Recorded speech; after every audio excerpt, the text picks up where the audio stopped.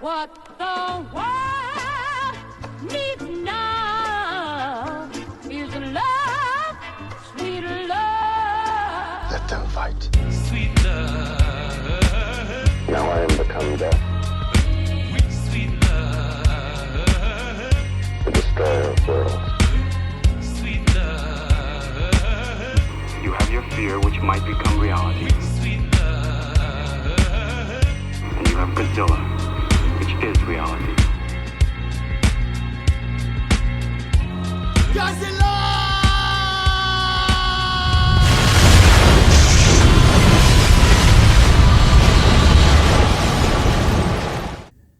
Welcome back to Transmissions from Neo Monster Island. Today's broadcast is the history and controversy surrounding the Artist Alley at G-Fest.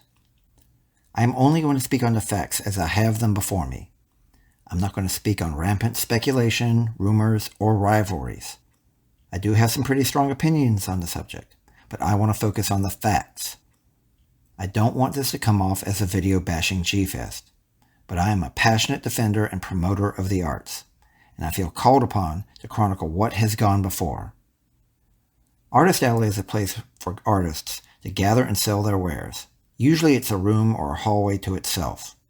More recently, conventions are combining them with dealers' rooms to make a vendor's room.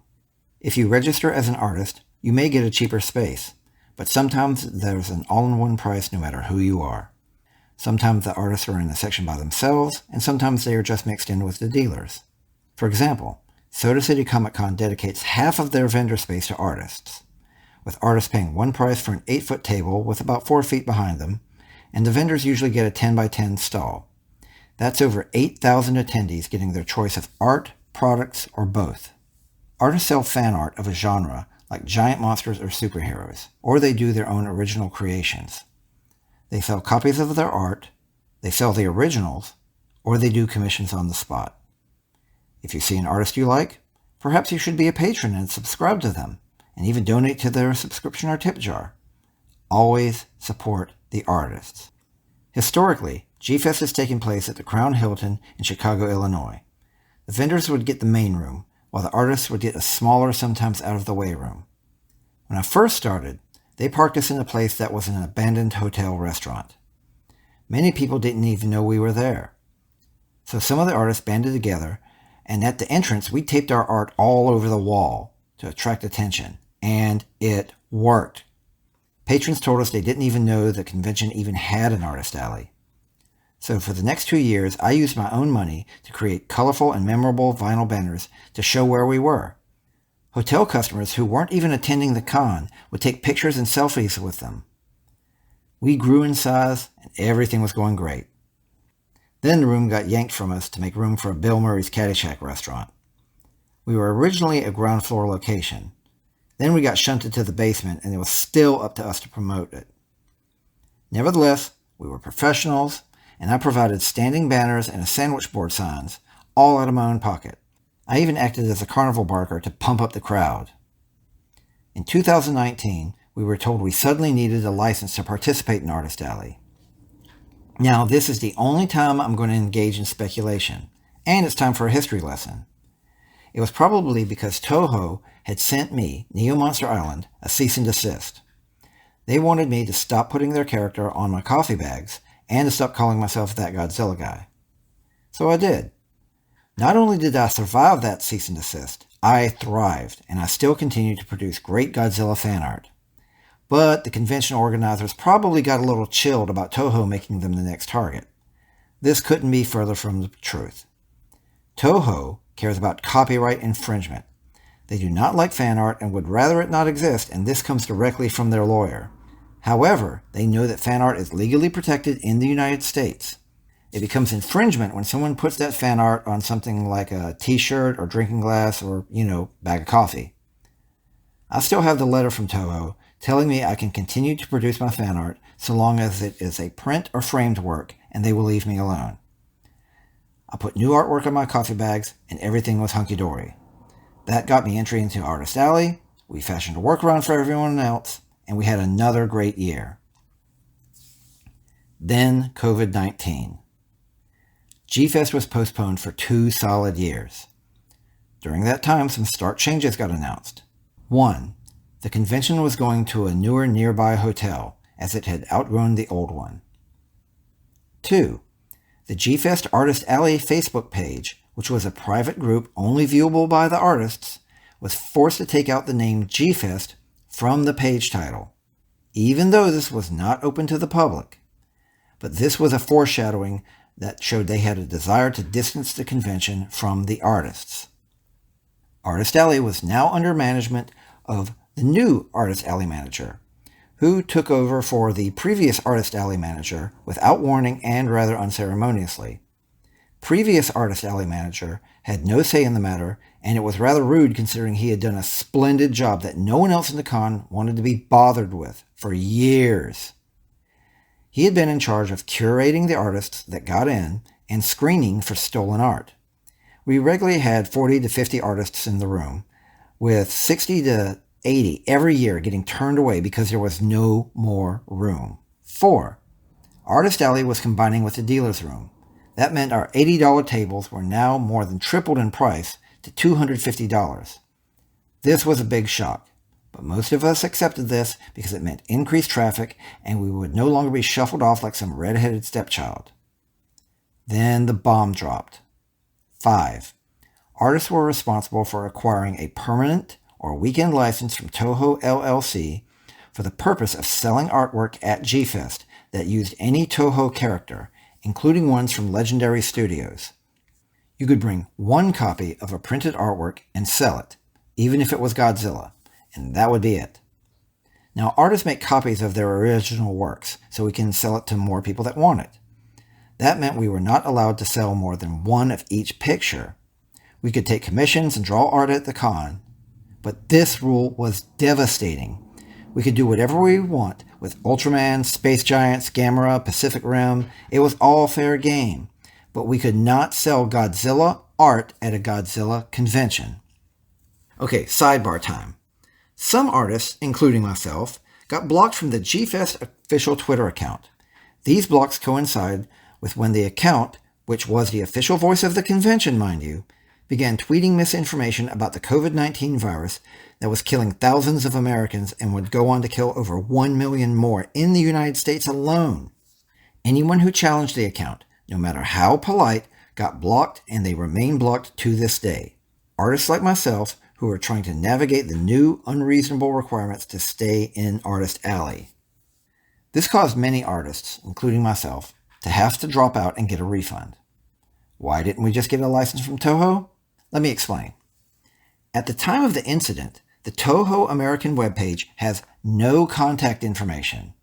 There was someone in charge of relations and licenses, but they don't have a phone listed and don't answer emails. There is no such thing as a weekend license. And a real license is expensive, costing thousands to tens of thousands of dollars. I don't know what image you have of the artist lifestyle, but the term starving artist was accurately coined. This is a business expense that very few of us could afford, and we couldn't even inquire into it. So yours truly contacted Toho's lawyers, because I saved their contact information from the cease and desist. And they basically confirmed what I already knew, but I wanted to hear it from their lips. G-Fest could run their convention how they wanted to, and could make unnecessary and insurmountable obstacles however they wanted to let in who they wanted. And that is their legal right. Toho was not in the practice of giving out or selling licenses to artists, even for conventions. This weekend pass the new Artist Alley manager required did not exist. All Toho cared about was if G-Fest was allowing bootlegs, and were their vendors using a license to sell figures. The lawyer said that both of these things were what Toho was looking into already. And I think it bears repeating that artists who legally produced Godzilla fan art were not allowed to sell that Godzilla fan art in a Godzilla convention where patrons were actively looking to purchase Godzilla fan art. This sort of restriction does not take place at any other convention in America. So the convention came and went. Artists were denied the opportunity to sell to their target demographic. Artists who were able to go, all 4 of them, just sold one print of each Godzilla piece in their catalog and did as many commissions as humanly possible. They brought a lot of non-Godzilla art, but that doesn't sell all that well at a Godzilla convention. Novel concept, I'm sure. With the table cost increased and the limits put on what you could sell, you can imagine that it was nowhere near as profitable, especially when you tack on travel, hotel, and other expenses. Oh, sidebar again.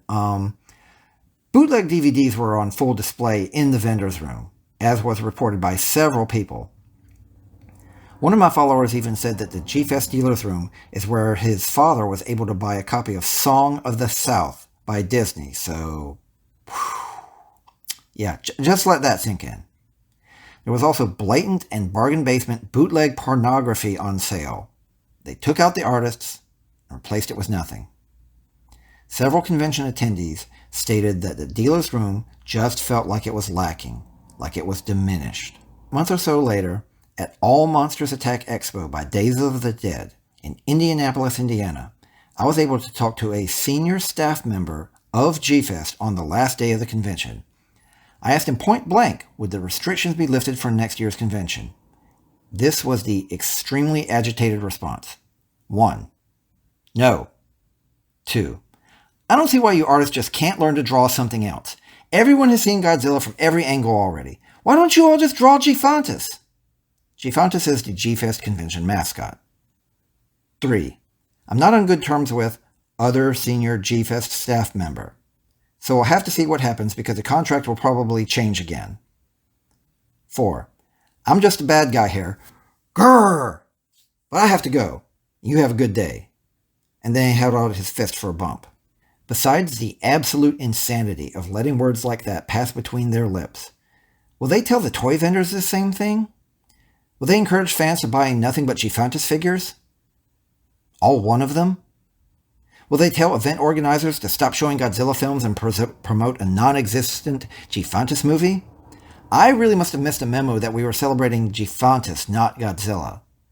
I have to reiterate, there is no Toho witch hunt. There is no pressure from Toho on G-Fest. Anyone who says such a thing is wrong. When I reported this most recent incident, it went viral. I was pleased it got traction and that no one challenged me on whether or not it actually happened. However, I did get a lot of, but what if? People came up with theories that Toho threatened them. They didn't.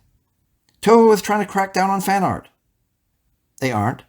One artist in particular, they actually love. Maybe there is a tax law for that particular state. There isn't. And a litany of other potential excuses. Come on, people. Maybe the answer is the most obvious one. The convention told you who they are, and you should believe them. This is how conspiracy theories are born. You've been presented with evidence that something that you knew and loved has something horrible going on. So now your brain is twisting and contorting to try and come up with a possible reason that it's not really their fault. What you are doing in this case is dishonest, and you are trying to put the blame on the artists when you should be putting it where it belongs, on the people running this convention that you love so much. Sure, we could all stop drawing Godzilla and come up with our own original characters. We can give up a lifetime of fandom to hope that the public will be attracted to our brand new intellectual properties. But, I'm not going to hold my breath. Ask any creators how receptive the public is to new ideas and leaving the comfort of the familiarity. And why should the artist shoulder this burden just to make certain people comfortable? What we are doing is legal. It would be pretty easy for me to subvert expectations. I could enter G-Fest Artist Alley and promise to follow the rules, and then see if they kick me out when I don't. I could spend the whole weekend telling people who want to buy my art that I can't because of the rules of the convention. That would be a real efficient way also to see if others are following the rules. But my time is valuable. My resources are finite. And even I'm not that petty. I would rather be at home with my family than jump through hoops to thumb my nose at a convention that doesn't even want me. I am not here to cancel G-Fest or bring it down. I don't need to. They seem to be doing a pretty good job of that all on their own. There are 2 rival Godzilla conventions that started this year alone because they saw the shift in the wind. All Monsters Attack by Days of the Dead and Giganticon. These are just 2 conventions that have thrown their hats into the ring. Lots of people don't know the behind-the-scenes drama, and I hope they do now. But even if they are aware, what will they do? According to G-Fest, this was their most successful year. But you should note that it's G-Fest themselves that are telling you this. There are people who say they aren't going to the convention anymore because of the toxic Twitter behavior, because of how they treated the artists, and because of the various baffling and offensive articles and editorials in G-Fan magazine. But will any of that make a dent? Will people just chalk up the casualties of the artists as a price to pay for seeing their friends and buying marked up collectibles that are much cheaper on the internet? Where does this leave us? There are two paths that could happen for the future. Option 1. The rule becomes permanent. No artist vending Godzilla art in the dealer's room. An entire group of people excluded from participating in the celebration of Godzilla and other kaiju. People who make their living promoting Toho's legacy. Legally. Some of these artists have even provided art for the convention to use in promotion of the convention. G-Fest recently crowed about how successful the last convention was on Twitter. One of our more prominent artists replied, "Great! Will we see the restrictions on artists lifted for next year's convention?" And another artist merely replied, "Seconded." That artist got blocked. That artist had provided some of the more recent posters and promotional material for G-Fest. Option 2. The rule is rescinded, meaning that they knew from the beginning it was sketchy and unnecessary. An entire group of people who were told, "You can't come." Then, "It's okay, you can come back, just remember to forgive, even though we did nothing wrong." The makeup of the dealer's room would be noticeably different next year.